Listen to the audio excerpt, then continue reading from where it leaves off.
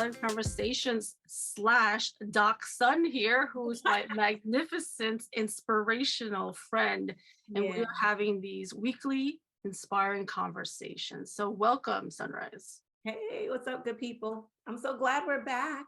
We are back. We had our summer, we had the kids, we had all of that. So now we're catching up. And I want to say, I'm so happy and so proud that you kicked off your podcast. So congratulations. Thank you. You know, I say you were my inspiration. I had thought about it for so long. Mm-hmm. And, you know, when we reconnected during the pandemic and everything, and you were just talking about how you were hustling. Yeah. You're editing and doing everything. And you just kept getting up and it was like, yeah, like, okay, you've inspired me. So on the nights when I'm like editing and I'm piecing things together and I'm like, I don't want to do this. I don't want to do this. Yeah, it's hard. It's a lot of work. It's hard. Yeah. And yeah, and I was telling you, I was like, listen, it's gonna be really hard, but the fact of actually doing it yourself and then listening to yourself and putting it together was so, that's why I really wanted. So when you said like, oh, I got my daughter, I was trying to get her to do it, but she can't do it. I'm like, Sunrise, I think you might have to do it. Yes. I was like, I'm sorry to have to say this, but I think you should do it. And here's why. Because for me, like I gained that inspiration to hear myself fully and hear other people. Yep. And to see it and cut it up and put it together was so therapeutic and like freeing. And I learned so much. It is, because in the moment, what I'm noticing, which you've shared before too, you're not really, you're listening, but you're kind of, you're processing a lot at the same time. Mm-hmm. When you play it back, you listen, you're like, wow, that was really good. That's where I struggle too, because I like to like cut it down a little bit. I like it to be in a certain amount of time. So I'm like, oh, I can't cut that out. Oh, I gotta leave that. Oh, I can't, that was a good one. So that's what I've been struggling with. Yes. But I'm having fun with it. I don't fuss about it anymore. Yeah. So what my tip for that is like, keep your full length ones. And then people love little clips and little shorts of them. So like if you have a great advice, that little clip that you said, like some quote, because I'm sure we all love our quotes, right? And our notable quotables. Yes, you have tons of them and your guests have tons of them. So take that quote, make it into a thumbnail header with their head blown up, because that's what people are really gravitating towards on YouTube to click on, is just one quote, 3 or 4 words, and a huge picture and a bold like background or something really simple. So I will. I'm enjoying it though.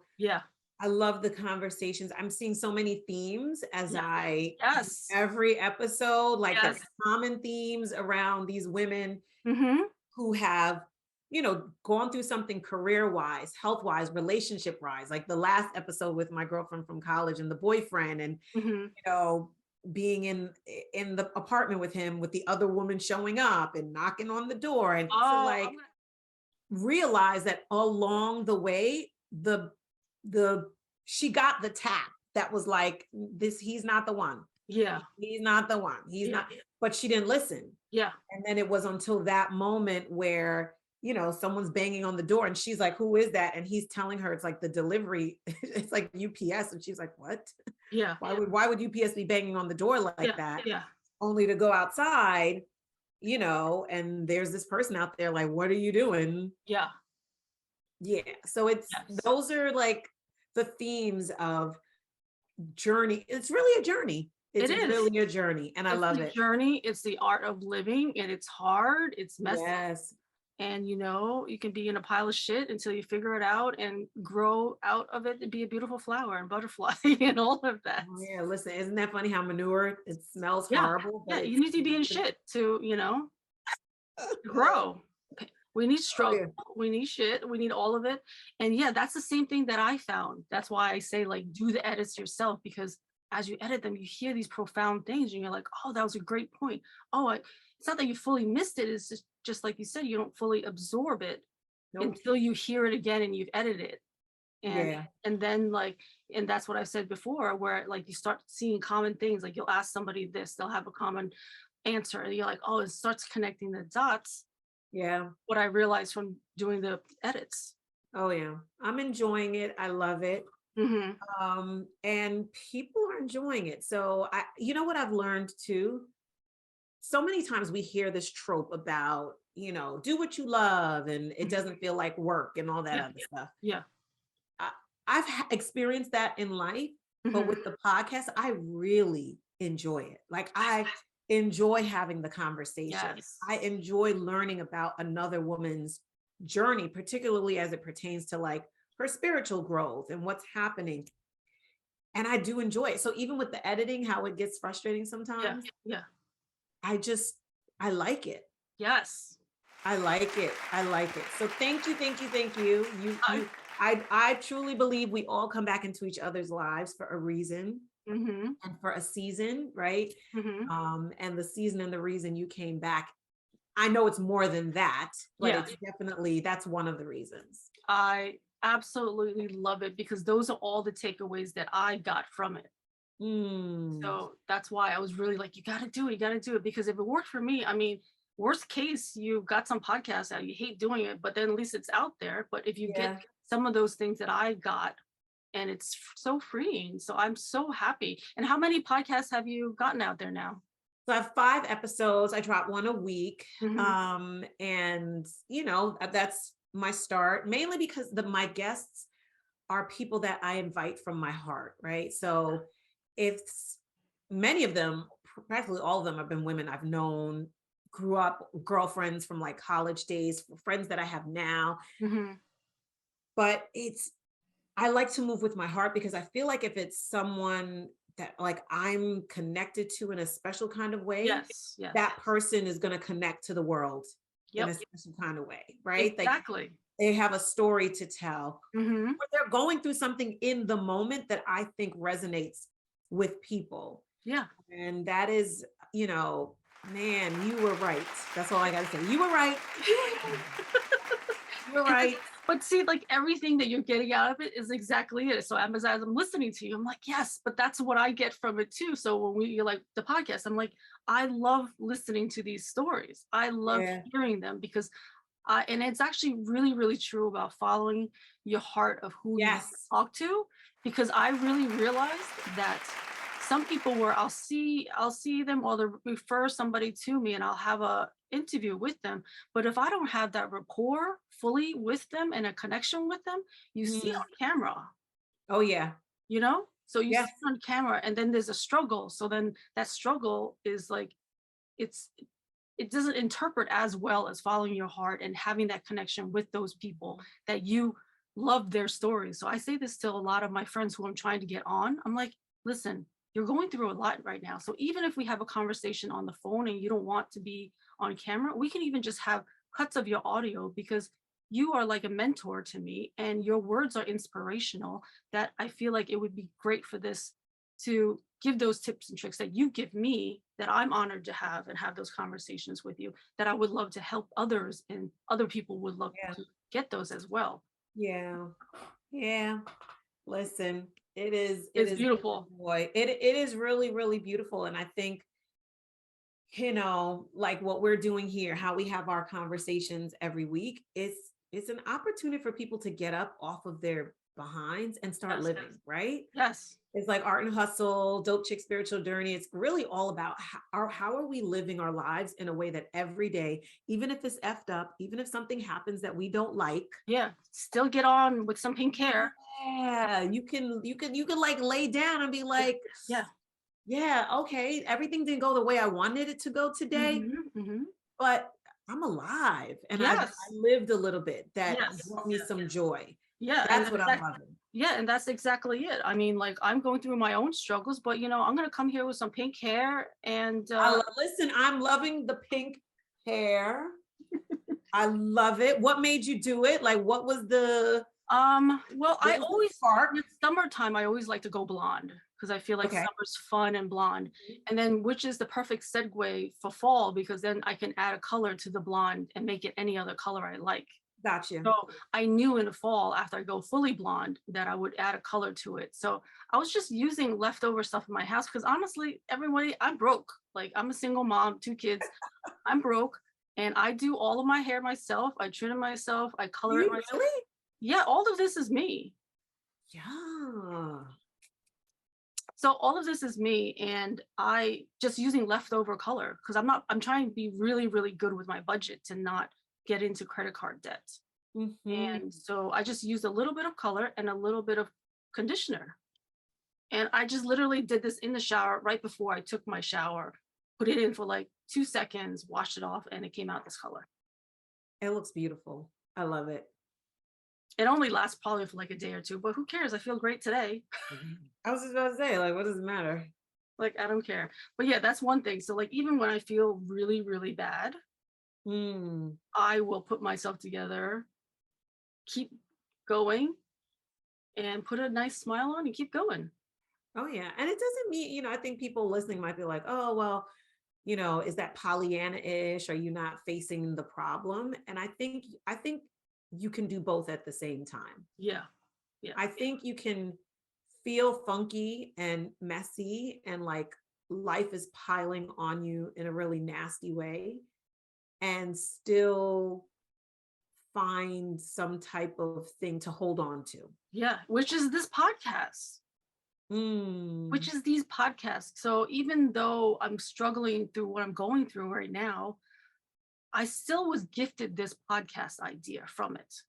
Oh, I love that. You know what I mean? So yeah, even though I went through a lot of like trials and tribulations on all of this, there was still a gift and still lessons I got. And one of those lessons is forcing me to do a podcast and getting me. So like I wanted to fix something I had always said in my podcast, which is I hate talking to people, which is not the truth, because it's more of me being fearful of talking and saying the wrong things and not being right and not being able to own my own voice and what I have to say. So I always say I hate talking to people. I hate talking to crowds. I don't want to do that. I don't want to do that. But that's just fear, really, talking.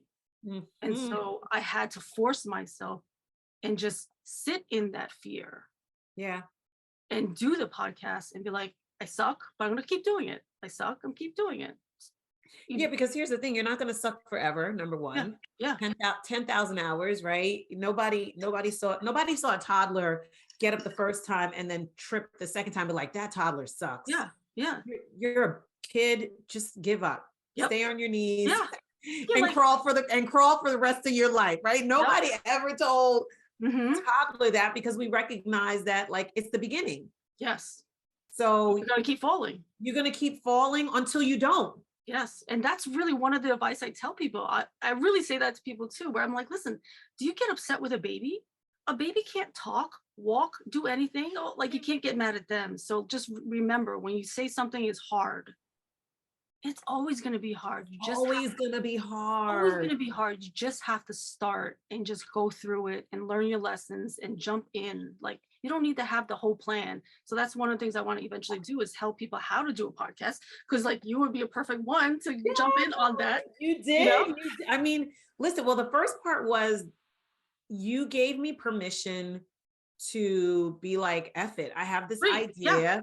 Just try it. Like a crayon story. Yeah, it was your crayon story. Like, so what? Just, and I think so many of us, so many people just don't move because they want the end result that they see, the perfect picture. They want it, right? They want all of this. They want it at the beginning, right? They want the toddler that gets up the first time and just walks. And it's interesting because last weekend, I did my first ever Black Girls in High School, Thriving in High School conference. Yes, I saw that. That's great. And it was an idea that came to me back in the spring, right? So my daughter is 17, and the pandemic, which I know was for all teenagers, was just, it messed with adults too. It wasn't just teenagers. Yeah. But we would always have these really deep conversations about social emotional learning and awareness and all of that. And then her friends would come over, they'd sit on the floor, and they'd have problems with friends. And they were like, Miss Sunne-Ryse, what should we do? And calling me and texting Sunne and say, ask your mom what I should do about this. Oh my God. And it was so funny because I was like, wait a minute, these young women really need to be seen and to be heard. Yes. I'm going to do a conference. And literally that was it. I was like, I'm going to do it September. I picked the date, September 10th. This was back in April. I called a hotel and I was like, do you have this date available? They were like, yeah. I was like, okay, put me down. I'm going to do something. So, the summer goes by and then all of a sudden it's like September 10th. You're like, I gotta put this together. And each time I'm talking myself out of it. Forget the fact that I talked myself into it back in April. Yes. But all of these other things, well, Sunne-Ryse, you didn't get any sponsors. How are you going to pay for the meals? You didn't get this. How are you going to get their goodie bags and their swag bags? And people aren't registering. And all these conversations, Linda, are literally happening. They're happening. And I'm talking myself out of it. And that's what we're all doing. Every day. Every day. Podcast. Right before every podcast, I'm like, I'm tired. I look like crazy person. I look terrible. Like I don't feel good. And one of the things I found out was funny is that I felt like shit, like most of the time starting these podcasts, because either I'm nervous, I'm frightened, I'm whatever, right? And one of them, I was really tired and I remembered I was super tired, but I just put myself together, got myself, ready for the podcast. And I looked at it later and I was like, I actually look okay. I actually looked really good. And that was the one that Jordan interviewed me. Oh, yeah.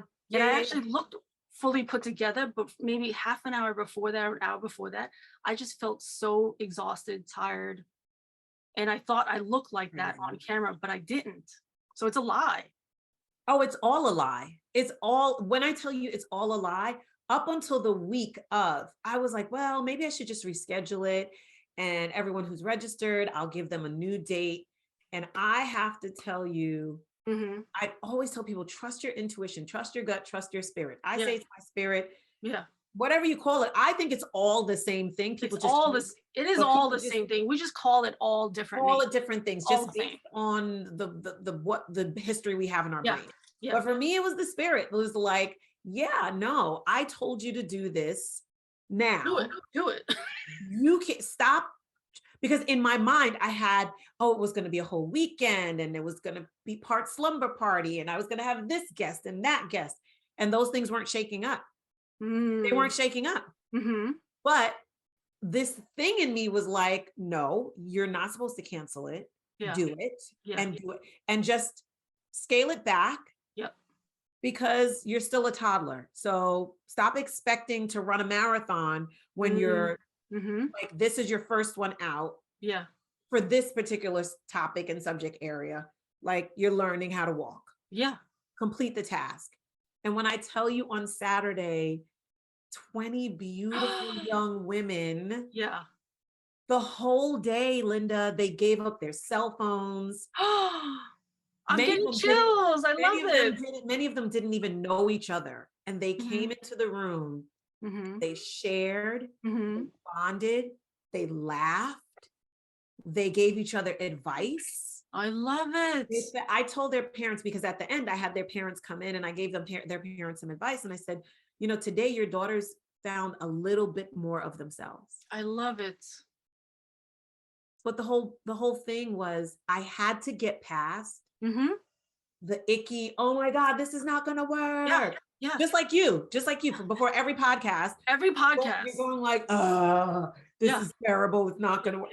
Yeah. I knew it before, but I learned it even more after the conference. If you get past the hump. Yes. Get past the hump. It's not permanent. No. It's temporary. And what I learned also is like your brain just wants to stay in comfort.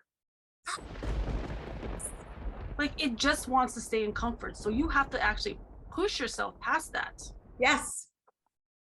And it's really hard to, because if you're also like, like I've learned that I have going through so much from PTSD to anxiety to depression to all of that. So I sit in all of that. So like I might look perfectly fine and function and do this, but like I hide all of that super well. I realized like it's a hard thing to realize like, oh wow, I've been like that for so long. Yeah. And push myself now. And now that I realize it, it's like Can I tell you something though, Linda? Every time you share vulnerably, Mm-hmm. you are giving those things less and less power. Good. Good. Do you know what I mean? Like Yes. I always tell people, you know, when I coach people or whatever, I say the most deadly thing to have is a secret. Yes. A lot, you know, it's so funny. You said this all links and it connects. Always. We were talking about like the fear and that hump. Yes. And how the brain wants comfort. Mm. You know, shame, guilt, doubt, embarrassment, they all hide within our secrets, right?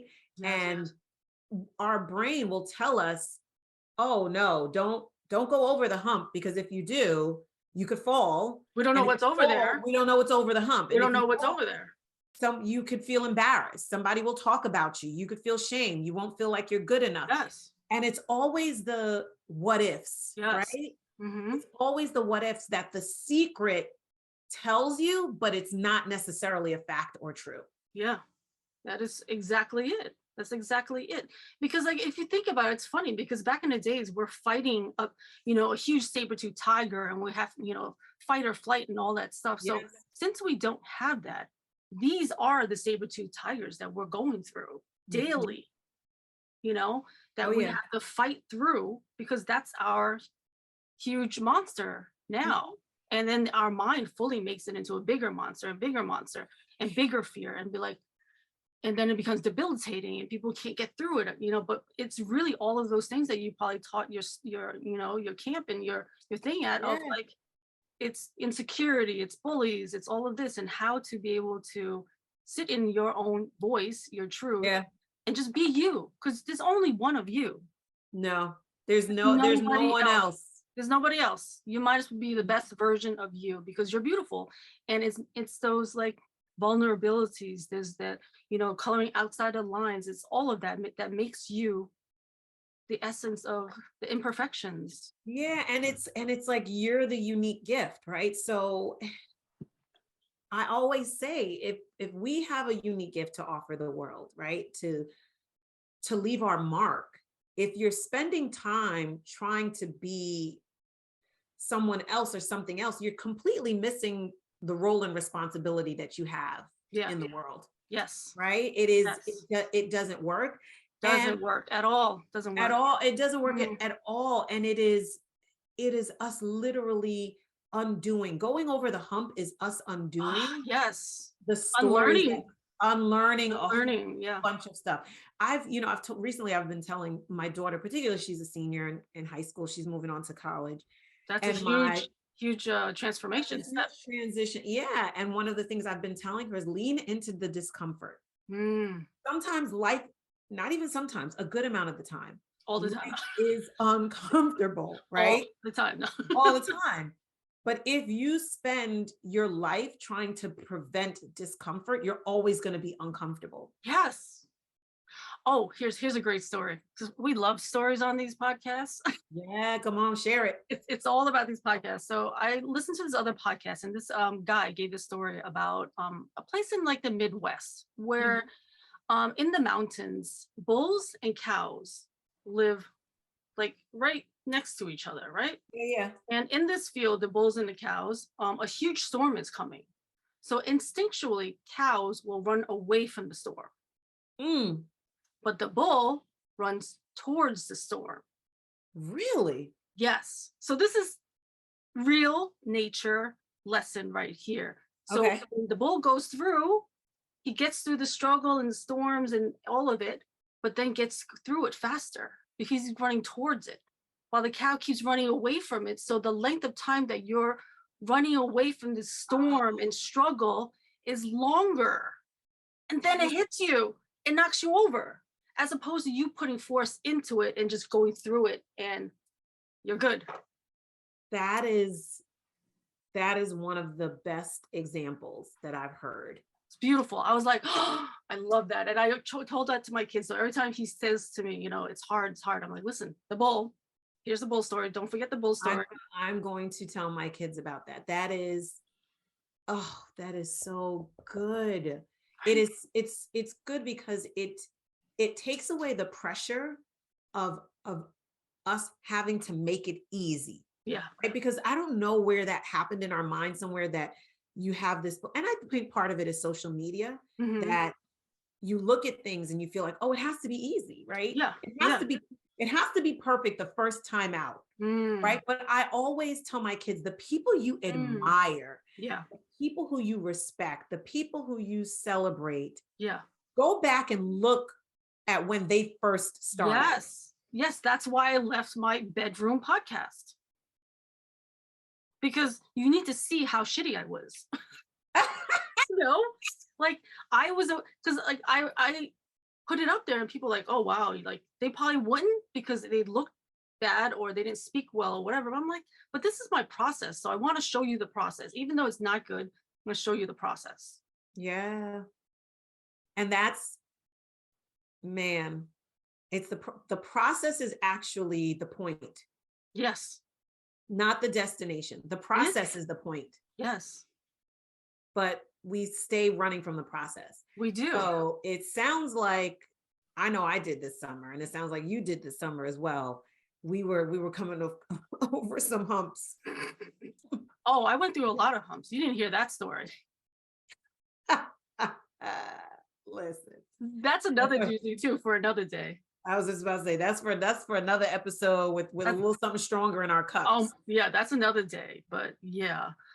Oh my God. So anyway, next topic I wanted to just quickly ask you about is your conference that you're getting started in October. How's that going? And here we go. That's another hump, right? That's another, it's a process, right? You're committed to something. There's a goal, there's a vision, and then you're like, the train is moving, and it's coming. It's coming, and you have to be a participant in it. Many of us want the big, yay, I did it, but not realizing the work that goes into it. So we're doing my husband and I were doing a couples conference in October in New Jersey. It's called the Couples Connect Conference.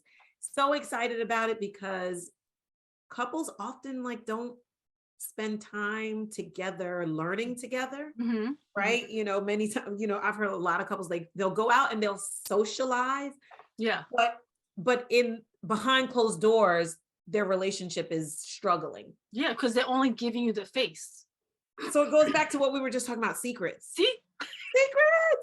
The secrets, right? So you'll go out with a couple and you'll spend time with them, but you won't ask or share, hey, we're going through something, or our relationship is whatever, because you're embarrassed or you're ashamed that you're the only one. Yeah, like why do people keep hiding the story and the truth? Like I don't, like me, I'm more open with my stories because I don't know.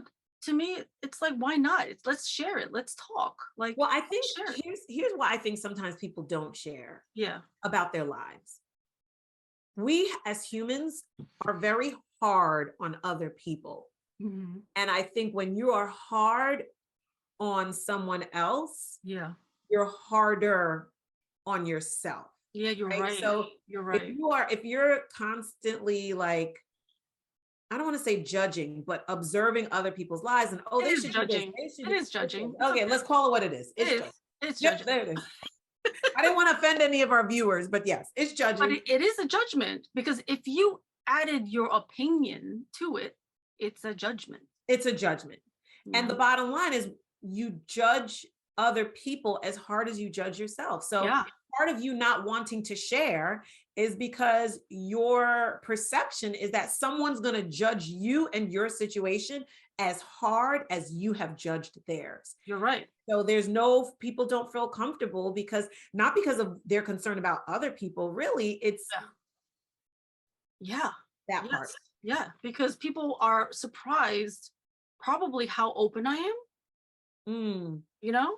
Yeah. And this is something that's new for me. Like I said, like this, I'm not used to just being so open and free with my words, you know. And then I listen to him like, oh well, I didn't really mean I hate people. And I'm like, it's coming from up here. Let me explain. It's like insecurity or fear or like being scared, but it's coming from all of those. But like, I don't know. I think people just need to, maybe I'm saying it now, people need to be more free and authentic because I'm getting closer to them. It's been a process for me. It's been a process, I'm 46, so I've just learned to do that. I think it's a process for everyone, but what I've learned is that it's just really healing. Asking for help is the biggest indicator of someone who's really strong. Yeah.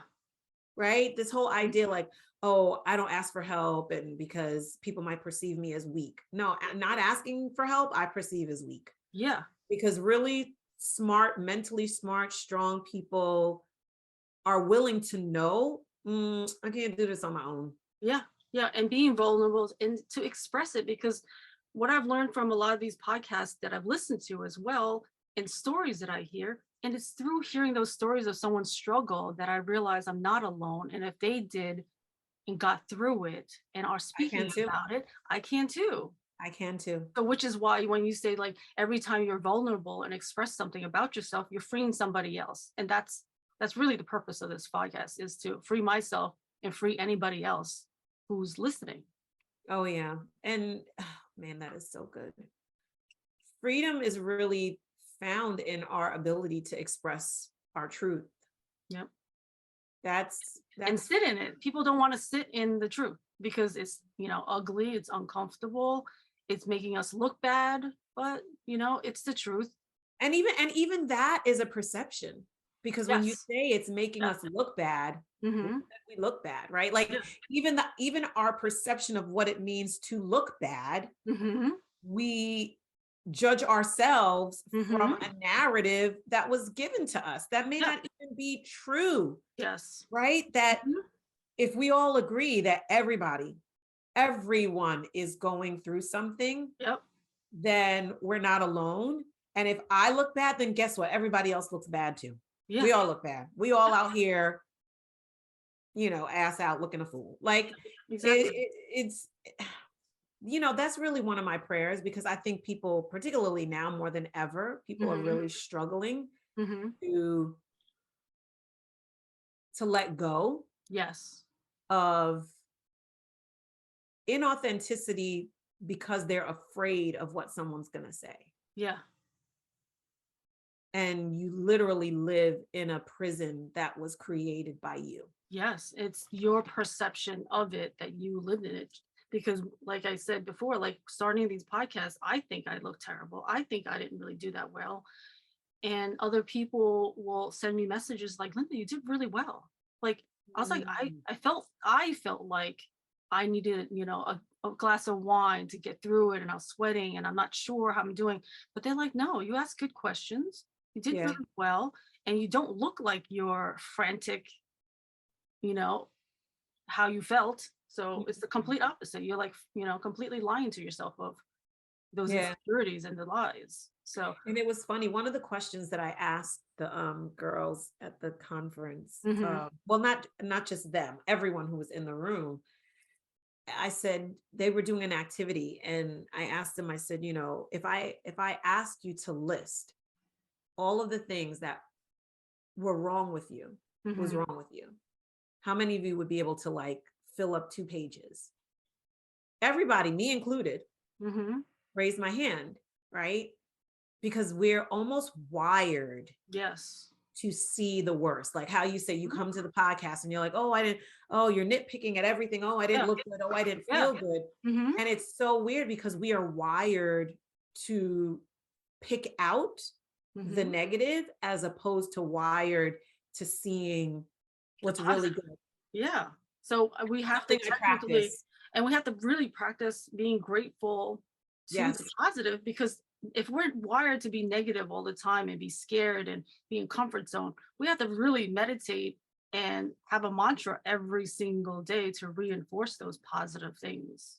Oh yeah. I used to be very uncomfortable with compliments. Me too. I used to hate hugs. Yeah. I didn't like people touching me. I don't like compliments. I even hate happy birthday. I did. That's funny. I didn't have that problem. I love it. It's like so uncomfortable for some reason. Maybe because it's too much attention on me, and I'm always been like, oh, don't look at me or whatever, I didn't like compliments for a long time. And people would compliment me and I would immediately put the compliment back on them. right? So But somebody you didn't know like, how to receive it. I did not. But a few years ago, and it was my daughter who kind of, she didn't, it wasn't directly my daughter, but indirectly. I kind of caught myself, and it was like, Sunne-Ryse, what are you teaching her as a young woman? That that when she receives a compliment, it's either not right, or the person is lying, or they're not telling you the truth. That's not what I want to instill in her. And what I did was I started thinking of compliments as a gift. Right? If someone came to your house, if someone came to your house today and they brought you flowers, you're not going to be like, oh no, take the flowers, I don't want them. No, that's rude. It's rude, right? Because this person thought of you. This person was intentional. They stopped somewhere, they picked up flowers, they spent money. I started looking at compliments the same way. That it was a gift, any type of gift. Yeah. And if someone gave you a gift from their heart, who are you to say, oh no, keep the gift for yourself? Yes, that's beautiful. I'm going to have to cut this one and send it to my friend. Yeah, but it's true. So I started practicing when someone would give me a compliment, I practiced just saying thank you and nothing else. Yeah. Because we'll always add the little extra.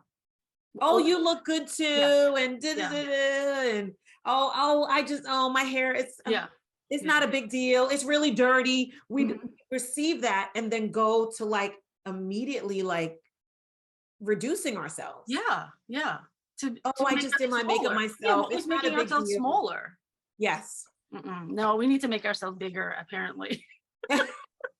Oh, I'm for it. I am all for it. Now I know how to say thank you. Yes. I receive it. And I don't feel obligated when someone gives me a compliment that I have to say something back. Yes. And I will. I say, oh yeah, girl, I was checking out your shoe. Like, but I don't feel obligated to kind of counter it with something else. So that must have helped you also on your year of no. Oh, yes. Right? Yes. Instead of a year of yes, it's a year of no, and then finding your voice and your position, your stance, and sitting in it. Yes. I don't know if the folks know about the year of no. So, because we talked about that in our other okay.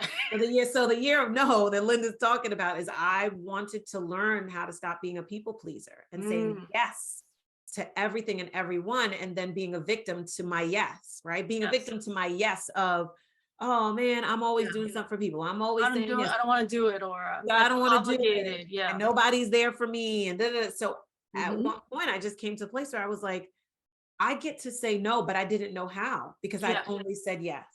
So my year of no was I went to the other extreme and practiced being comfortable with saying no. Yes. And being with the feelings that I felt like if someone asked me for something and I said no, being comfortable with that person being uncomfortable. Because that was really the issue, right? I said yes because I didn't want someone else to feel uncomfortable. Yes. Because we've always been taught to make someone feel comfortable over us, right? And so I was willing to sacrifice myself for someone else's comfort, and then I'd be like, kind of responsible for doing something that I didn't really want to do, and then I was showing up unhappy and miserable and like, oh, I didn't really want to be here. And I practiced saying no. And after that, I found my center. So I knew what it felt like to say yes all the time. I knew what it felt like to say no all the time. So that I could find my voice. Yes. And my truth, that when I said no, I was okay with saying no. But also when I said yes, it wasn't an obligated yes. It was a yes that I felt comfortable with. I love that. That was a beautiful gift right there, that it's going to help a lot of people along with me. So I really, really appreciate it. And what I love about speaking to you is also I get to hear your transformation and your stories and your struggles, because when maybe if you're speaking to a huge crowd of like whatever amount of people that you speak to, you come as, a professional and you're speaking, and there's a different, I guess, connection with you. So I like this also on one-on-one conversations that we can help people really tap into you as a person and your stories, and then we become so relatable to everybody. Oh yeah. you know? Oh yeah. I think particularly as women, mothers, right? We're women, we're mothers, and then we're mothers of color, right? So we're raising non-white children in this global space.